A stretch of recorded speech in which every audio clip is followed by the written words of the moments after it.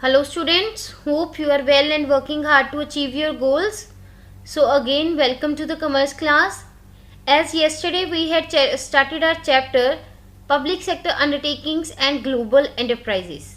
In this chapter we had discussed meaning, definition and characteristics of public sector enterprises, difference between private sector and public sector enterprises, objectives of public sector enterprises. So today we will discuss our next topics, that is role of public sector enterprises in India, growth of public sector enterprises in India, and forms of public or state enterprises.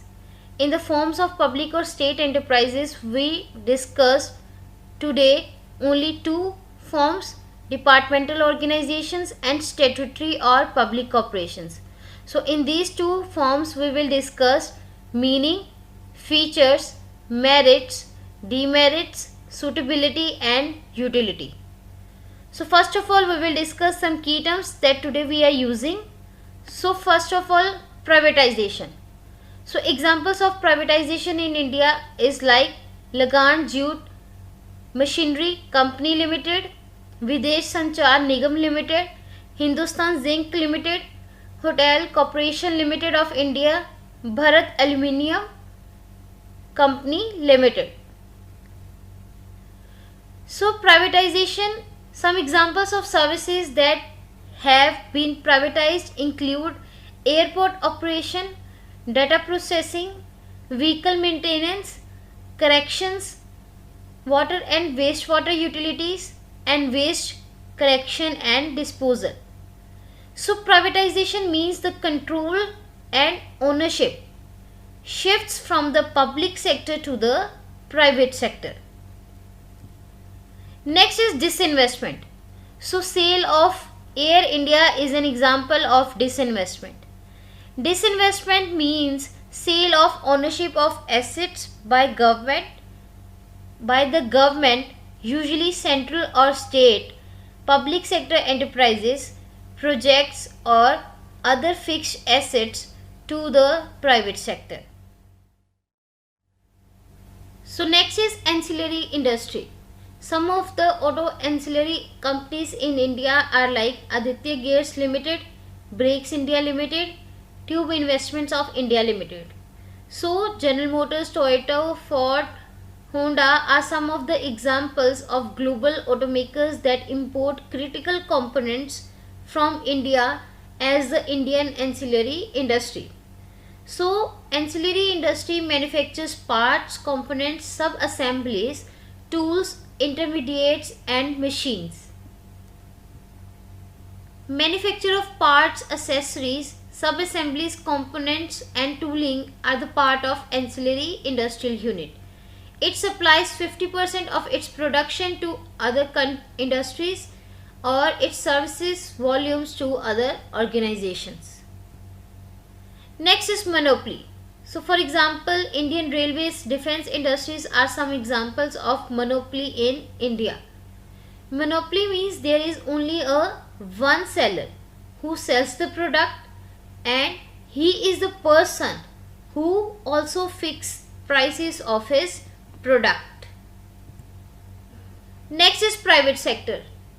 So Reliance Industries, Tata, Infosys, Wipro, ITC, Hindustan Lever Limited, ICICI Bank are some examples of private sector companies. So the private sector companies are companies which are not run by the government and the control is in the hands of the private investors. Next is public sector. So for example, like National Thermal Power Corporation, Oil and Natural Gas Corporation, Steel Authority of India Limited, Bharat Heavy Electricals Limited, Indian Oil Corporation Limited are some examples of companies that are included in the public sector. So the public sector companies are those which are run by the government and the control is in the hands of the public sector or in the hands of government only. Next is perpetual succession. So for example, death, bankrupt, insanity, insolvency of members does not affect the existence of the company. So members may come and go, but the company can go on forever. It continues to exist even if all its members are dead. So the existence of a company can be terminated only by law. So this is called a perpetual succession. Next is common seal.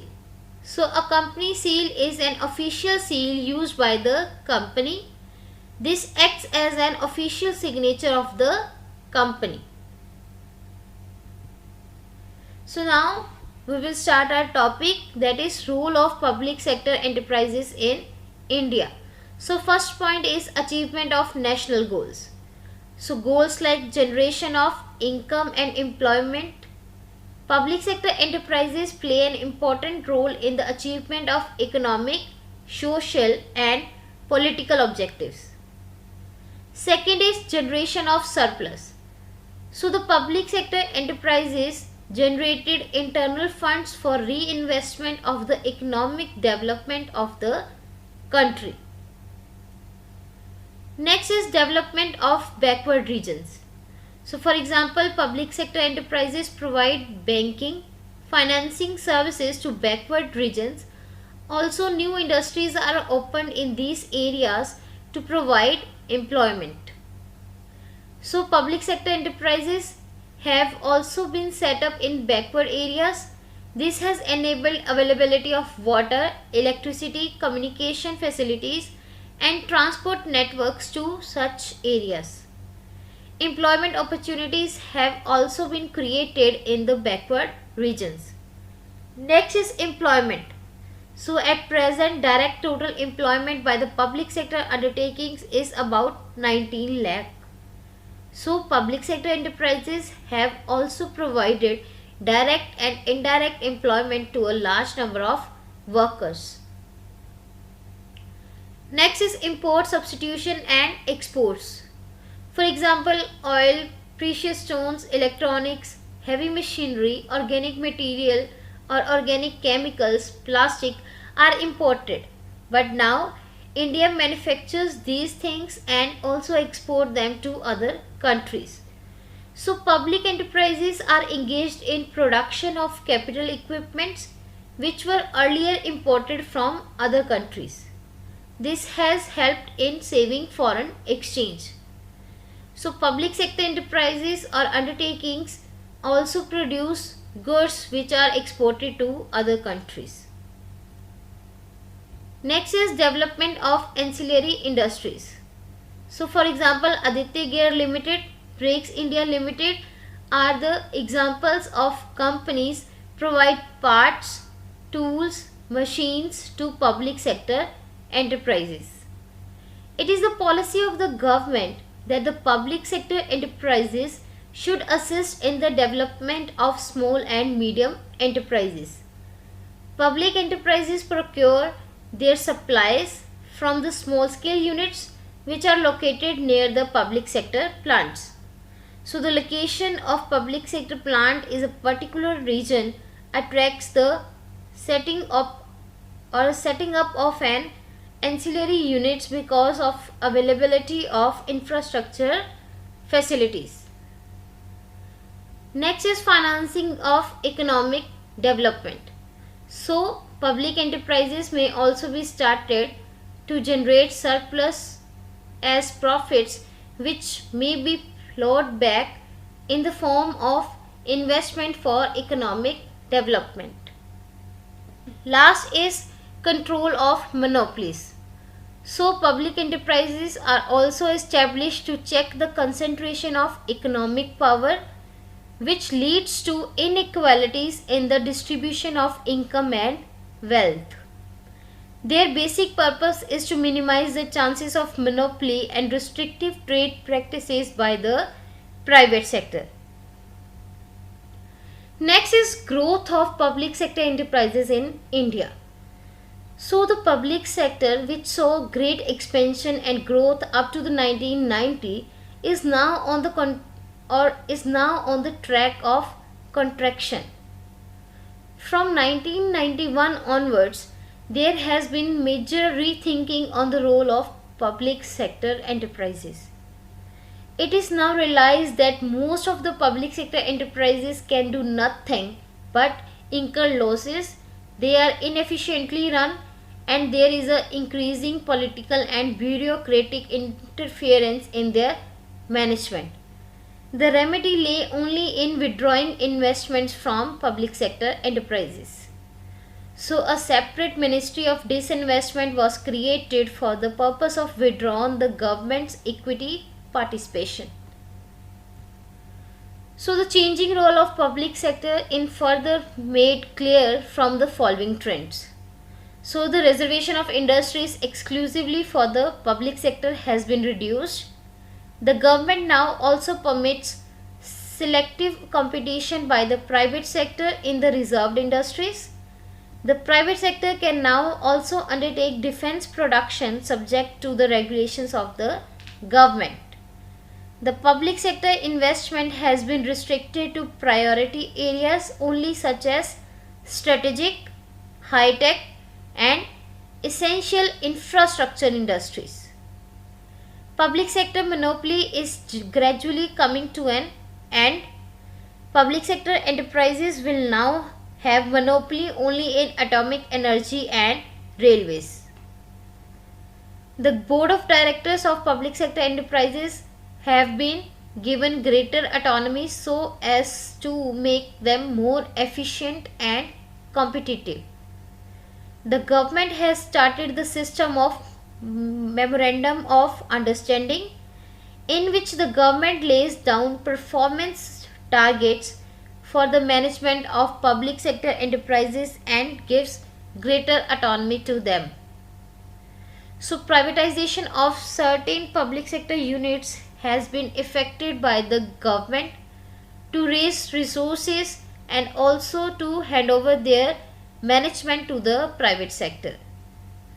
So privatization is being put into practice through disinvestment of shares of public sector enterprises. So the Union government constituted Disinvestment Commission to advise it on de-investment or disinvestment program of public sector enterprises. The government referred 40 public sector enterprises to the commission for advice about disinvestment. So after that, policy change in the public sector enterprises. So first point is restricting the role of the public sector. The public sector will be reserved for the following priority areas like essential infrastructure goods, exploration and exploitation of oil and mineral resources, areas which are crucial for long-term development of the economy, and last is defense production. So second change is privatization. There is a strong move to privatize most of the public sector undertakings whose chances of revival are remote or less. Next is revival and rehabilitation through BIFR, means Board for Industrial and Financial Reconstruction. So public sector undertakings which are chronically sick and are unlikely to be made good will be referred to Board for Industrial and Financial Reconstruction. Next is greater degree of management autonomy. So public sector operating in the reserved areas or generating reasonable profits will be provided greater degree of management autonomy. Next is change in staff strength. So voluntary retirement scheme for workers in public sector units has brought down the staff strength over 3 lakh. Next is end of monopoly. So from 1991, public sector monopoly has been gradually coming to an end. Public sector will have monopoly in the defense production, atomic energy and the railways. Competition will be introduced in many areas of public sector and operations by inviting private sector participation. Next is professional management. So professional management is to be introduced in public sector enterprises. Management must be allowed operational autonomy. So next is public enterprises. There are three forms of public enterprises: departmental undertakings, statutory corporations, and government companies. So in the departmental undertakings, there are examples like Post and Telegraph, Railways, All India Radio, Doordarshan, Ordnance, Factories. In the statutory corporations, it includes Food Corporation of India, Industrial Financial or Finance Corporation of India, Life Insurance Corporation of India, Unit Trust of India, and State Trading Corporation. So today we will discuss only two forms of public enterprises, departmental and statutory. So first one is departmental organizations. So some of the enterprises which are departmentally managed are Post and Telegraph Department, Indian Railways, Integral Coach Factory, Chittaranjan Locomotive Works, National Instruments Factory, Diesel Locomotive Works, the UP Government Cement Factory, Precision Instruments Factory. So under this type of organization, or we can say that under this type of departmental organization, business activities of an undertaking are conducted under the overall control of one of the departments of the government. It may be run by the central government or by the state government. So now we will discuss the features of departmental organization. So it is a major part of departmental or department attached to a particular ministry of a central or state government, as for instance like railways, post and telegraph, communication, broadcasting, and defense undertakings. So it is under the direct control of the departmental head, who is accountable to the concerned ministry. It is financed by annual appropriations from the treasury, and its revenues are paid into the treasury. It enjoys the sovereign immunity of the state. It can be sued only through the procedure by which suits against the government can be filed. The recruitment, appointment, and the conditions of service of its permanent staff are just like those of other civil servants. They are accountable to the ministry, since their management is directly under the concerned ministry. It is subject to the same budget, accounting, and audit controls as are applicable to the government departments. Next is merits of departmental organizations. So departmental organization is under the direct control of the government. It is more effective in the achieving the objectives laid down by the government. Departmental organizations have a relatively high degree of monopoly power. They are suitable for industries which are of strategic importance and where at most secrecy is desired. So departmental organizations ensure maximum degree of parliamentary control on the enterprise. The risk of misuse of public money is minimized because of strict budget, accounting, and audit controls in the departmental organizations. So next is, these undertakings are easy to form as registration is not needed for their formation. They are established by the order of the government, and financing becomes very easy as it is managed by the government. So now, after some merits, there are some demerits of departmental organizations.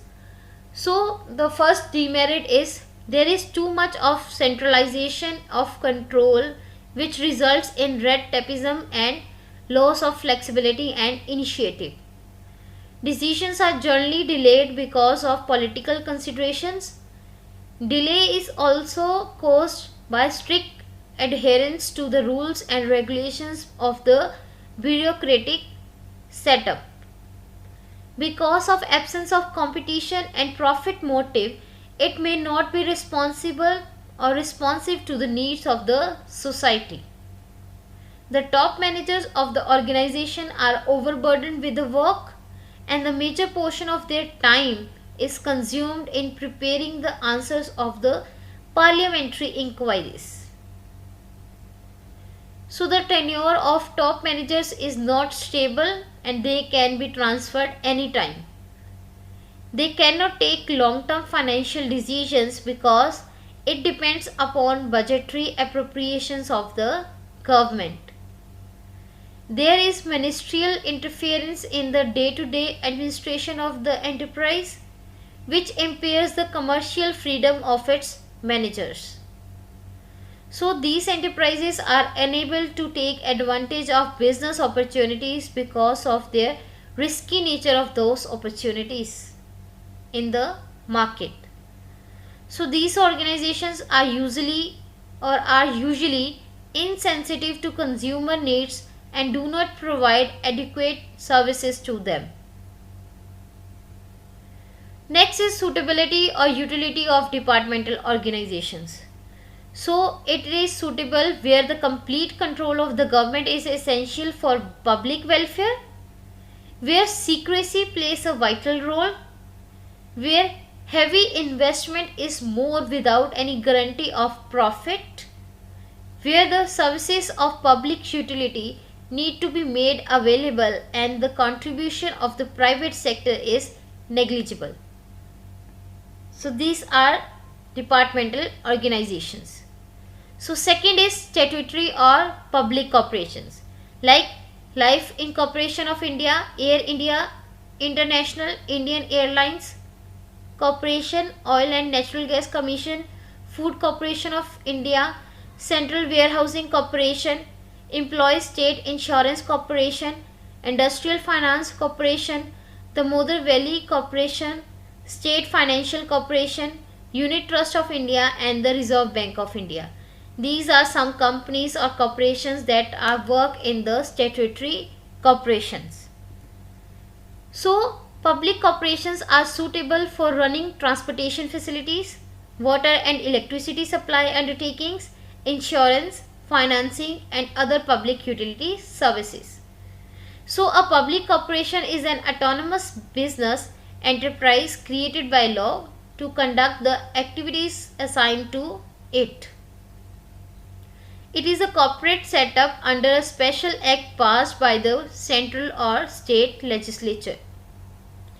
The statute or special act defines its objects, powers and functions. So next is features of statutory corporation. So first one is statutory corporation is a body corporate and has a separate legal entity from its members. It has a perpetual succession and a common seal. The powers, duties and functions of a statutory corporation are prescribed by the statute passed by the parliament or a state legislature which has created it. A public corporation is fully accountable to the parliament or state legislature. It is wholly owned by the government and the entire capital is held in the name of the government.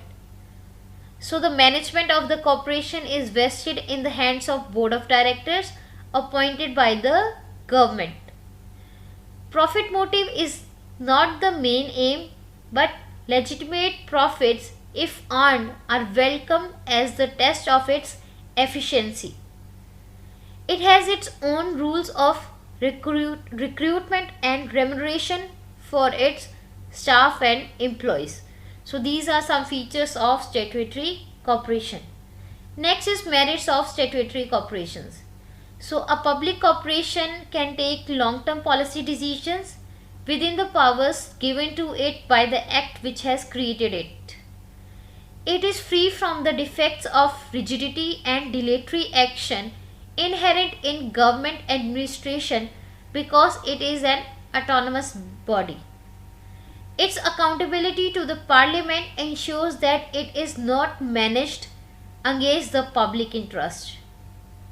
It can readily finance expansion programs without undue delay by use of revenues or borrowings from the public. The main aim of corporations is service motive. The consumers are protected by the corporation.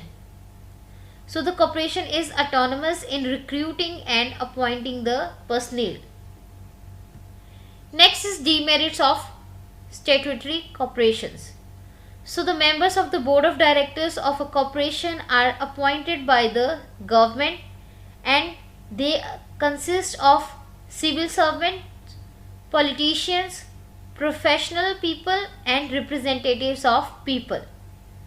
So in many cases they have proved to be misfits as they do not possess the education, training and skills required to manage the corporation. Government and political interests often interfere in the internal management of the corporation. The corporations may indulge in antisocial activities. They may charge higher prices from the consumers to cover up their efficiency because of the monopoly enjoyed by them. These corporations are rigid in nature and it is very difficult to change the incorporate new objectives in that corporation. So the public corporations generally do not face competition and do not have profit motive, due to which their working turns out to be inefficient. The members of the board of directors utilize their powers more for their own profit than social welfare. So the public dealings have been associated with corruption only. Next is utility of public corporations. So where the huge amount of capital is needed and where the public welfare is above all, there is the public corporations that is to be established. So now you have to write the question answers. So your first question is, discuss the role and rationale of public sector enterprises in India. Second, what is departmental organization? Point out its chief characteristics. Discuss the features, merits and demerits of public corporation. So these are some questions that today you have to write their answers. So go through the various links on the YouTube so that you can write these answers properly.